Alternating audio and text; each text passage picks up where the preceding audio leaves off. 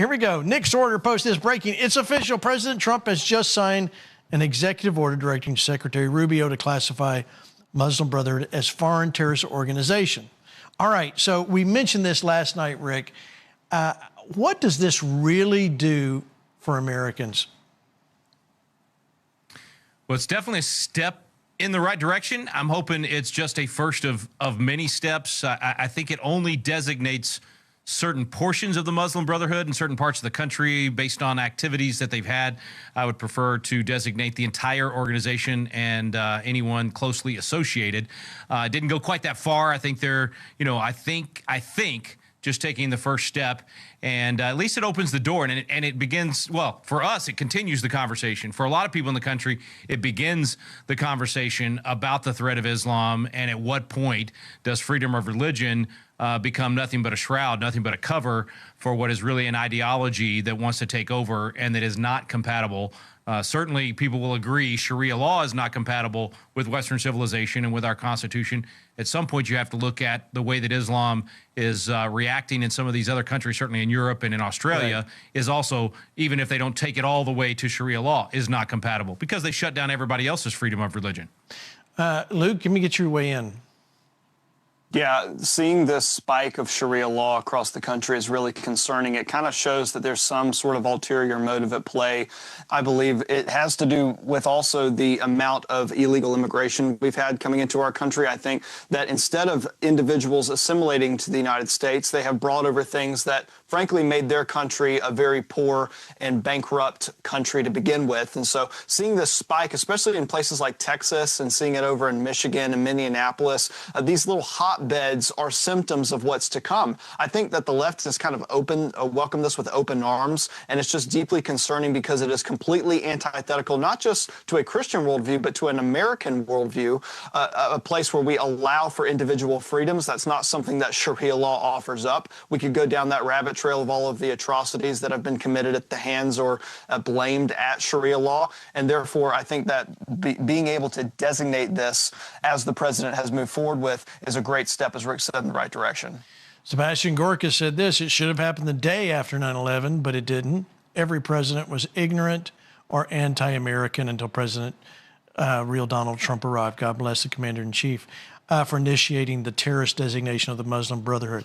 Now, let's go back, though, here, Rick. I mean, it was a different nation back then, and then 9/11 hits. Everybody, I think the bulk of American population was just flat out scared.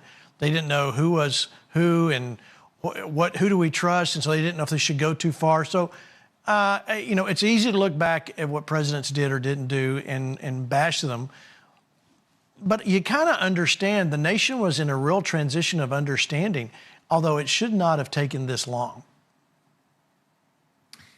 Yeah, I think, look, the Bush administration did some things that they thought were strategically the right way to go. If they were going to go into Iraq, go into Afghanistan, if they were going to go after the terrorists around the world, they did not want to be fighting every Muslim nation on the planet at the same time. And so that was the Bush doctrine. You're either with us or you're with the terrorist, and we're going to do a preemptive strike here to prevent from being attacked again. But let's not forget that we had been basically silent and neutral for decades. And this was after the first World Trade Center attack in '93, the Cobalt Towers, the USS Cole. I mean, Beirut, you just go down the list. We'd had multiple attacks from radical Islamic terrorists and not done much about it at all. And so, hindsight's 20/20, but I do think there were some very difficult strategic decisions to be made. And I realize that President Bush is not popular today with conservatives because of him not supporting Trump and buddying up to Clinton and all that. And I get all that, but I also try to get in my time machine and go back to the decisions in 01, 02, 03. And frankly, I think President Bush did a very good job of taking on a very difficult situation. So anyway, I think I totally agree with Gorka, though, that, listen, Muslim Brotherhood has been at the heart of all of this for decades, and we have buddied up to them too much here in the United States, and we no longer need some of those strategic alliances that Bush was trying desperately to hold together. So I think Trump's the one guy that could do this and do it right.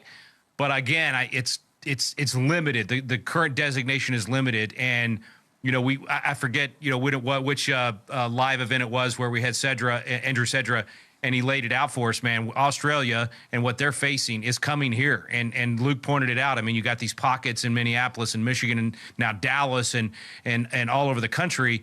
And I think most Americans are completely unaware of what we're up against. This is the threat. And I'm so thankful, Gene, that you keep bringing this to the Flashpoint audience, because there's going to take a lot of educating and, frankly, a lot of us thinking through, how do we do this? Like, how do we balance the First Amendment, and at what point is the line crossed? And is Islam a religion, or is it a political ideology masquerading as a religion? I mean, this is where the discussions are going to have to go.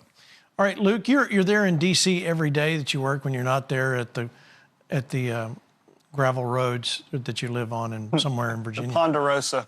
Yeah. So are you seeing more Muslim population in D.C.? We have a strong pocket in Sterling, Virginia, which is just a few miles from here, and there's major mosques that have popped up.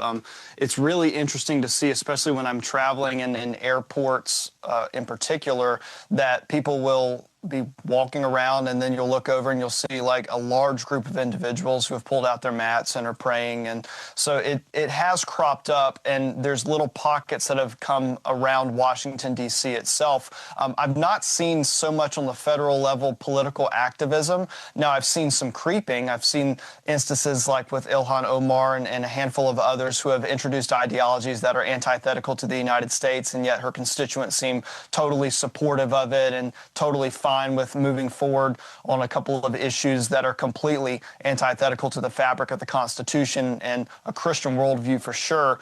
So I have seen instances of it. I think it's almost a multifaceted attack. Right. It's not just an attack on the Christian worldview. It's not just an attack on the United States. But I almost feel as if the country and the media are content with people focused on like one attack at a time. You'll say the woke ideology on the left while Sharia law is popping up on another part of the country. Or you'll look at the Somalia immigrants who have come over and who are getting elected in cities and countries across the country, or cities and counties across the country, and are bringing ideologies from their countries that basically made their own countries devastated themselves. So I think if we understand that there's issues popping up that maybe we might have relegated to a 2001 mentality, they're still very prevalent today. And that's why we have to be on our most heightened sense of alert to understand that it's not just the woke left and their ideology, but then you'll start to pivot over here and see, oh, there's this going on as well. And it's very much on the rise in the United States.